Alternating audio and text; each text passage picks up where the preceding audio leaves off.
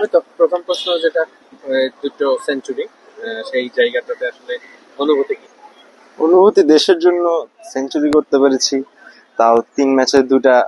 So এটা মানে খুব ভালো লাগছে। আমার জন্য টিম জিততে পেরেছে, আমার একটা কন্ট্রিবিউশন ছিল। সো এটার জন্য অনেক হ্যাপি। নেক্সটে আসলে টার্গেটটা কি ব্যক্তিগতভাবে যদি বলি? নেক্সট টার্গেট ইনশাল্লাহ আমাদের ওয়ার্ল্ড কাপ আছে সামনে। সো আমাদের টিমটাও মোটামুটি আলহামদুলিল্লাহ ব্যালেন্সড, অনেক batting wise, fielding wise, bowling wise. So আশাবাদী আমরা ভালো কিছু করবো ইনশাল্লাহ দেশের জন্য। সামনে তো অনেক লম্বা বিজি শিডিউল আছে জি। দলের, টানা খেলাও আছে। সবকিছু মিলিয়ে দলকে নিয়ে কতটা আশাবাদী, মানে বিশ্বকাপে কি স্বপ্ন দেখছেন সবাই দলগতভাবে? দলগতভাবে তো ইনশাল্লাহ নিজেদের বেস্ট ক্রিকেটটা খেলবো।